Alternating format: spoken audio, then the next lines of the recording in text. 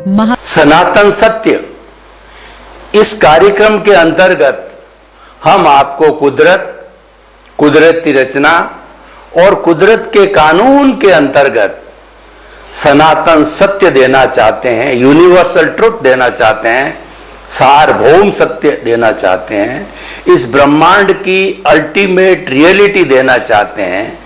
क्यों देना चाहते हैं?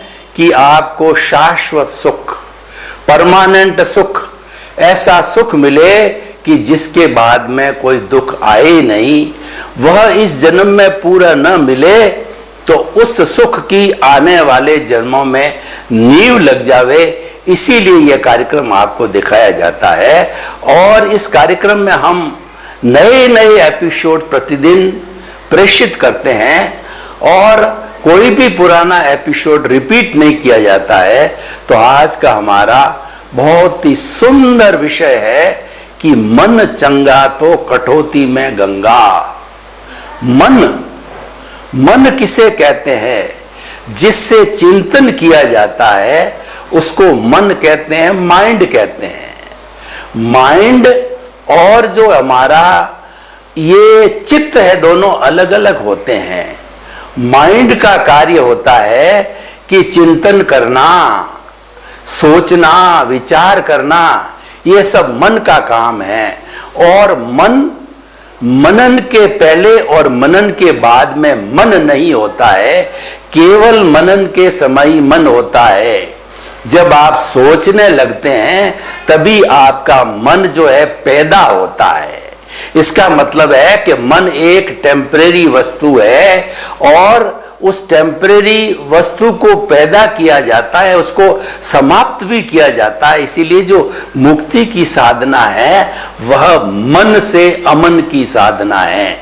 यानी जितने भी हमारे विचार आते हैं मन के माध्यम में, वो स्थायी रूप से निर्विचारता की अवस्था होती है, वह हमारे मुक्ति की अवस्था होती है, वह हमारे सेल्फ रियलाइजेशन की अवस्था होती है। क्योंकि आत्मा को विचार करने के लिए, सोचने के लिए, ज्ञान दर्शन देने के लिए उनको किसी भी शब्दों की बाहरी सहयोग की आवश्यकता नहीं होती है। वह तो प्रत्यक्ष जो है ज्ञान दर्शन वाली होती है। तो ये मन, सारा रोल मन का ही है। और हमारे पिछले जन्म के जितने भी कर्म जो हमने भाव कर्म डाले हैं, वो भाव कर्म इस जन्म के अंदर द्रव्य कर्म बन करके और हमको प्रारब्ध और उदय के अधीन जो है सुख दुख की अनुभूति कराते हैं। तो वो सारा जो उदय भाव और प्रारब्ध भाव है सबसे पहले मन में उतरता है, सबसे पहले चिंतन के अंदर आता है। इसीलिए ये कहा जाता है कि अगर आपको मन वचन काया से मुक्त रहना है तो इसका सबसे अच्छा तरीका है कि जो कुछ भी आपका प्रारब्ध और उदय चिंतन के माध्यम से चल रहा है उसके साथ जुड़ो मत।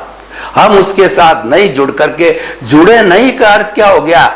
मात्र उसको जानो और देखो। जानने देखने से वो सारा भुगतान अपने आप होता रहेगा। और हम क्योंकि उससे मुक्त रहे और हम उससे जुड़े नहीं हैं, तो नहीं जुड़ने से जो राग द्वेष का डिस्चार्ज चल रहा है और उसके अंदर नहीं जुड़ने की वजह से नया राग द्वेष नहीं जुड़ा। मन चंगा तो कटौती में गंगा। जो आज का विषय ये है कि कटौती में गंगा का अर्थ ये है कि पूरी गंगा को एक छोटी सी कटोरी में उतार दिया, यानी पूरे सागर को एक गागर के अंदर डाल दिया। जो गागर में पानी जो हम सागर से लाते हैं वह पानी गागर का वह पानी जो है सागर का प्रतिनिधित्व करता है। इसीलिए गागर में सागर भरने का अर्थ होता है कि अति संक्षेप करना। तो मन जब हमारा चंगा है, चंगा का अर्थ मन अगर प्रसन्न है, प्रसन्न मन का अर्थ होता है कि हमारे जितने भी विचार है वो सकारात्मक विचार है, हमारे भाव है वो शुभ भाव या शुद्ध भाव है, अशुभ भाव या अशुद्ध भाव हमारे नहीं है। तो उस स्थिति के अंदर मन बहुत प्रसन्न होता है। और मन के बारे में तो जो योगी पुरुष होते हैं, मन के बारे में कितनी सुंदर बात कही गई है कि चाह गई चिंता मिटी और मनुआ बेपरवाह, जिनको कुछ नहीं चाहिए जो ही शहंशाह। इच्छा मिट गई तो मन बेपरवाह हो गया, यह चिंतन करने वाला मन चिंता मुक्त हो गया। और जिनको कुछ ना चाहिए वही शहंशाह।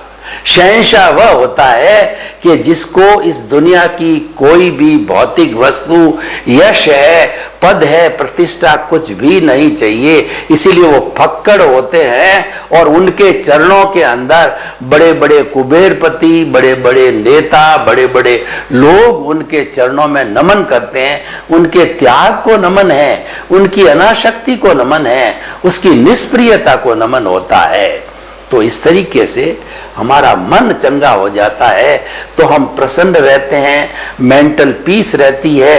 और उस मेंटल पीस के जरिए हम कोई भी कार्य करते हैं तो वह काम भी बड़ी प्रसन्नता से किया जा सकता है। तो अब देखिए कि मन चंगा जो है वह कैसे रखा जाए। कि दो तरह की एक्टिविटीज होती है। एक तो एक्टिविटीज जो कि हमारी लायबिलिटी है और वह जन्म से मृत्यु के बीच में हमको करनी ही पड़ती है, बाध्यता है।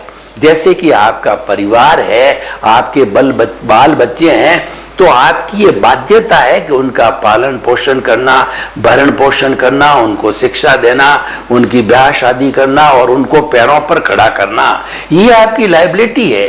तो हम भी इस जीवन के अंदर पूर्व जन्म के कर्मों की लायबिलिटी भुगतान के लिए लेकर के आते हैं। तभी कहा गया है कि ये जो मन वचन काया रूपी जो शरीर मिला है, ये जो पुतला मिला है, ये पिछले जन्म के कर्म के भुगतान के लिए मिला है। तो एक तो ये स्थिति चलती रहती है, तो इस स्थिति को तो आप रोक नहीं सकते, आपके हाथ में नहीं है, ये तो कुदरत के हाथ के अंदर है। क्योंकि कोई भी प्राणी जन्म लेते ही वह कुदरत के अधीन चला जाता है, कुदरत पर उसके नियम लागू होते हैं और उसको एक भी अतिरिक्त सांस लेने की स्वतंत्रता जीवन भर तक नहीं रहती है।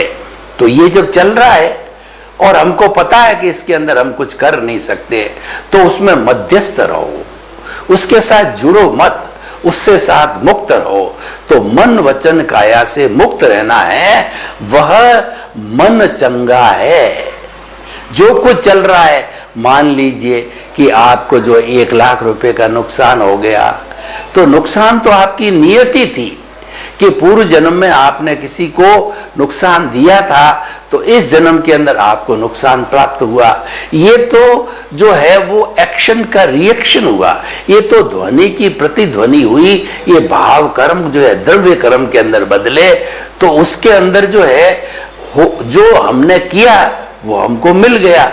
तो आप उसके अंदर जब आपको नुकसान हो गया है तो आप समभाव रखो, उसके अंदर ज्यादा परेशान मत हो और उसके अंदर कोई तरह का डिप्रेशन वगैरह नहीं करो। यानी जो कुछ भी घटित हो रहा है उसको जानते रहो, देखते रहो, उसके मात्र ज्ञाता दृष्टा रहो कि ये फिल्म है जो चल रही है, ये चलती रहेगी और मैं तो इसको देखने वाला हूं, जानने वाला हूं।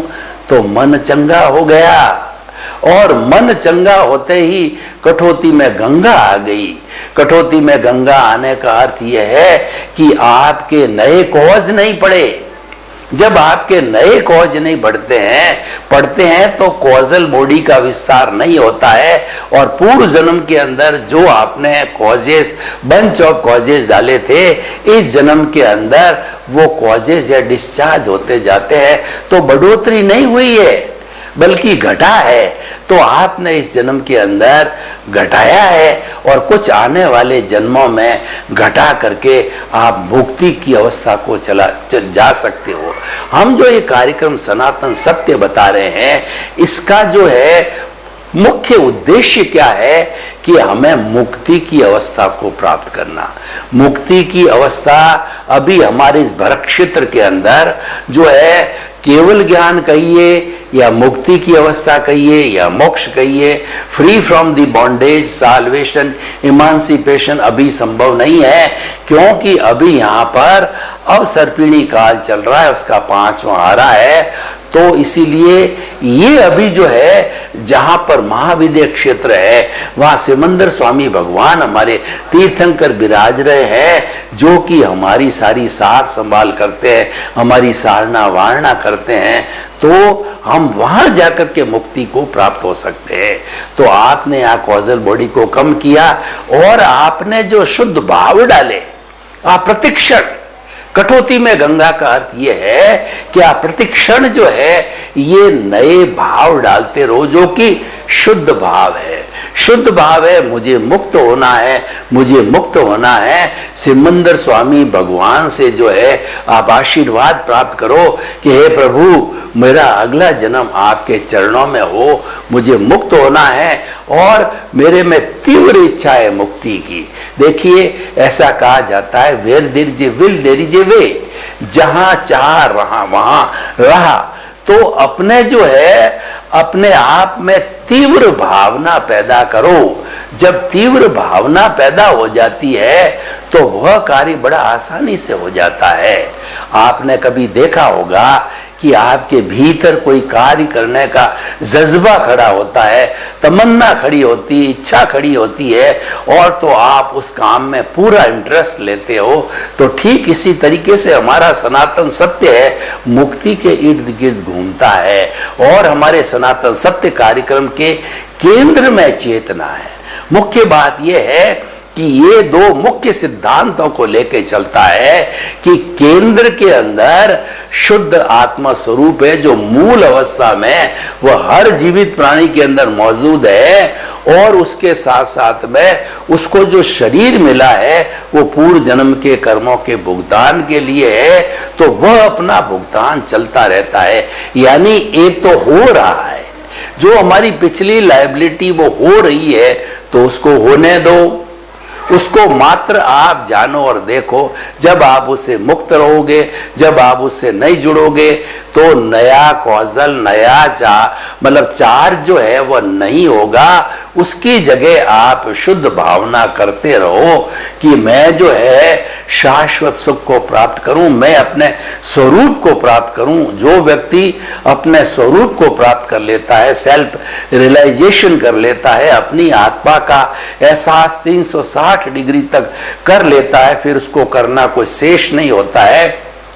और ये 360 डिग्री तक अपनी आत्मा का एहसास करने का मतलब होता है केवल दर्शन, और केवल दर्शन होने के बाद में पुरुषार्थ समाप्त हो जाता है, और अगले जन्म के अंदर केवल दर्शन की अवस्था वो केवल ज्ञान में परिवर्तित होकर के वो स्वयं जो है वो व्यक्ति वो इस औदारिक शरीर के अंदर जो है एक भगवान का स्वरूप हो जाता है। जैसे कि भगवान महावीर ने 12.5 वर्ष तक साधु जीवन के अंदर जो है वो ज्ञाता दृष्टा की साधना की, वो मन वचन काया से मुक्त रहे। उन्होंने अपने शरीर को वो श्रेय कर दिया, और वो तो अपने आत्मा के अंदर अवस्थित हो गए, वो आत्मा के अंदर खो गए, और उसी का चिंतन करने लगे, अपना रियलाइजेशन करने लगे कि मैं कौन हूँ, मैं कहाँ से आया हूँ, और मुझे क्या कहाँ जाना है, और आखिर मेरा जो है इस आत्मा का क्या अस्तित्व है, आत्मा का क्या गुण है, और उस गुण को मैं, उस स्वरूप को मैं कैसे प्राप्त कर सकता हूँ। जब वो उसी के अंदर विलीन हो गए तो उनको जो है वो 12.5 वर्ष की संपन्नता पर 30 वर्ष की उम्र के अंदर उन्होंने दीक्षा ली। 12.5 वर्ष की अवस्था तक जो है वह साधना करते रहे, और उनको कुल जो है 30 और 12.5 42 वर्ष की उम्र के अंदर भुवन भास्कर केवल ज्ञान जो है वो प्रकट हो गया, और वह भुवन भास्कर ऐसा प्रकट हुआ कि संपूर्ण ब्रह्मांड उसको भूत भविष्य वर्तमान जीव अजीव की हर दशा को देखने लगे। तो वो हमारा उद्देश्य है, वह सनातन सत्य का उद्देश्य है कि हम स्वयं ईश्वर बने और अपने शाश्वत स्वरूप को प्राप्त करें। और उसके लिए हम जरूरी नहीं है किसी जन्म के अंदर वो स्वरूप को प्राप्त कर, लेकिन नींव तो लगा सकते हैं। हम इतनी बात क्यों कर रहे हैं, आपको सनातन सत्य के लिए इतना क्यों समझा रहे हैं? क्योंकि ये सनातन सत्य की नींव अपने स्वरूप को जानने की नींव है। केवल मनुष्य ही लगा सकता है, दूसरा कोई भी प्राणी नहीं लगा सकता। इसीलिए कहा जाता है कि मोक्ष जाने वाला ये मनुष्य का औदारिक शरीर ही है। जो देव गति के अंदर जो है वो वैमानिक देव, ऊंचे ऊंचे रिद्धि सिद्धि वाले देव है, वो भी जो है ये कामना करते हैं, ये भाव पाते हैं कि हम भी कब मनुष्य योनि के अंदर जावें और मनुष्य योनि के अंदर जो है वो साधना करके, वो ज्ञाता दृष्टा की साधना करके, मन वचन काया से मुक्त रह करके और अपने निज स्वरूप की पहचान करके हम सिद्ध बुद्ध मुक्त करें, वो भी भावना पाते रहते हैं। तो ये हमारे सनातन सत्य का जो है मुख्य उद्देश्य है और उस उद्देश्य के लिए जो है हम आपको अलग अलग एपिसोड्स के माध्यम से जो है आपको बताते हैं। तो भाई और बहनों, हम जो है निष्कर्ष की भाषा में बात करें कि जो हमारे दो तरह के जगत हो गए, एक तो हो गया हमारा व्यवहार का जगत, जो कि हम 5 इंद्रियों से जिस जगत को देख रहे हैं, वो जगत जो है उसके अंदर हमको रहना ही पड़ेगा। कोई कहे कि मैं तो उस जगत में नहीं रहना चाहता, मैं तो हिमालय की गोद में चला जाऊंगा साधना करने के लिए, तो वह कहीं भी जावे, लेकिन उसको जो पूर्व जन्म के जो कर्म उदय और प्रारब्ध है वो तो भोगने ही पड़ेंगे। जब भोगने ही पड़ेंगे तो आप ये मान के चलो कि ये लायबिलिटी किसकी खड़ी हुई है, ये भुगतान जो मुझे करना, ये खड़ा किसने किया, ये लोन किसने लिया, ये कर्ज किसने लिया, ये कर्ज मेरा लिया हुआ है। तो अब आप सहर्ष उसको स्वीकार करो और उससे मुक्त रहो। तो मन वचन काया से मुक्त रहना एक साधना हो गई, और दूसरी जो है साधना जो जिसको कि हम रियल पुरुषार्थ कहते हैं, और वो है दृष्टि विज्ञान। दृष्टि विज्ञान का अर्थ हुआ कि आप अपने स्वरूप की साधना करो कि आप कौन हो, और जब स्वरूप की साधना आपके हो जाती है और स्वरूप का आपको संपर्क हो जाता है, तो धीरे धीरे आप जो है उसके अंदर आगे बढ़ते बढ़ते जो है वो आप जो है वो 100% अनुभव को प्राप्त कर सकते हो। और 100% 360 डिग्री का जो अनुभव है वह केवल ज्ञान, केवल दर्शन कहलाता है। तो सनातन सत्य हमें जो है अच्छा जीवन जीने की प्रेरणा देता है कि हमारा जीवन जो है वो कषायों से मुक्त रहे। हम सुबह से शाम तक कोई भी प्रवृत्ति करें, उस प्रवृत्ति के अंदर केंद्र में हमारी आत्मा रहनी चाहिए, और हमको ऐसा आचरण करना चाहिए कि हम प्राणी मात्र को कोई कष्ट न दें।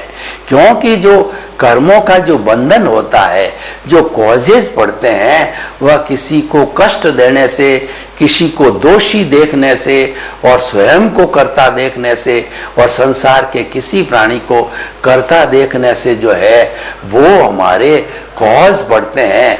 और जहाँ पर कर्ता भाव आ जाता है उसके साथ में ऑनरशिप भी आ जाती है और डूअरशिप भी आ जाती है, और जहाँ पर ऑनरशिप और डूअरशिप का समावेश हो गया वही कर्म बंधन का कारण है।